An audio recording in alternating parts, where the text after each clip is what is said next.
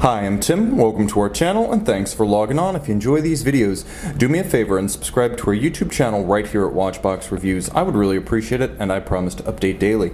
If you love this watch, you can see it and purchase it on our website, thewatchbox.com. Today we are discussing the dive watch, Rolex Oyster Perpetual Submariner 116613 40mm in Rolex's own stainless steel 904 and yellow gold. The timepiece, of course, crafted using two materials made by Rolex at its foundry, as it creates its own metals, both steel and precious, and it stamps its own cases and crafts its own bracelets, so this watch is all Rolex. 40mm, the super case profile means it wears more like a 42 on the wrist, and the Rolex Oyster case has always been more of a cushion profile than a round case. So although it is bigger than advertised in every practical regard, the timepiece still wears well on a wrist as small as 14 centimeters in circumference, in my estimation, based on my 16 centimeter circumference wrist. It's only 12.6 millimeters thick, and across the wrist, it's a manageable 48 millimeters from lug to lug, but if you measure end link to end link across the wrist, it's 51 millimeters still. 14 centimeters circumference, the lower limit for this watch. I'm sticking to it.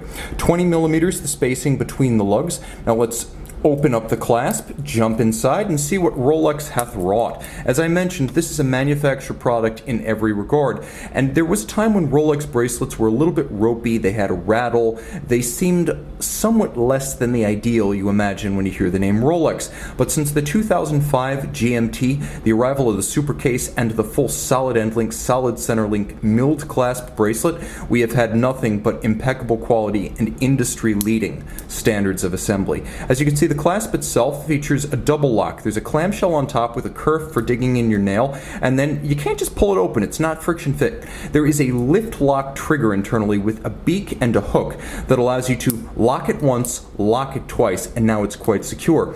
Internally, you can see the clasp is finished because this is a premium Rolex model. It's polished internally, and then there is a Glidelock system. Glidelock allows you to move the anchoring of the bracelet inside the clasp 20 millimeters of adjustment in 2 millimeter increments. You just lock it in place when you're done, so you can make adjustments for sizing, but also to pull it out over a dive suit or a thick winter coat. You also have, as you can see, removable links that are fixed with screws, so you can do some fine tuning with both the clasp and the links themselves. Lock that in place, close up the clasp. You can see that the handsome finish of this bracelet includes both polish and satin finish, a handsome taper, staggered link size and alignment, Rolex Oyster bracelet, polished outer faces, and a conforming profile end link. The case band is sheer. The lugs are squared off. This is what I mean when I speak of the super case. It's in contrast to prior case designs by Rolex that were a bit more elegant, perhaps, and rooted in Rolex's dress watch origins. Of course, the Submariner is built like it looks, which is to say 300 meters water resistant and tough as a tank. Triplock crown, the triple dot with the large center dot. That's how you know you're looking at a gold triplock crown, the large center dot, 3 dots total, screw down of course, the bezel, solid yellow gold. Rolex makes its own stainless steel, I should mention that. 904L I mentioned at the open of the video, a highly anti-corrosive steel, much more resilient against corrosion even than the 316 stainless steel used by most of the industry. The yellow gold of the bezel gives way to a Cerachrom ceramic insert that is highly scratch resistant and acts as a shield for your watch. The bezel action is incredibly refined. Here, have a listen. The 120 click bezel feels as good as it sounds. It's subtle and refined, but it's not duff. The detent is sharp, it's audible, it's tangible. You can feel it as well as you hear it, and in both regards, industry leading, just like the bracelet and the clasp. Line it up with the baton style minute hand. Now you have an impromptu 0 to 60 minute timer. I prefer a dive bezel to a chronograph, easier to read without the downstream maintenance costs. The dial base itself is a lustrous black lacquer, glossy, reflective, handsome, appearing almost permanently wet. The indices themselves are yellow gold, the hands are yellow gold. There's a Cyclops eye over the date. Turn it all over. Underneath the caseback, Rolex manufacturer caliber 3135. Automatic winding, 48-hour power reserve, 31 joules, 28,800 vibration per hour beat rate.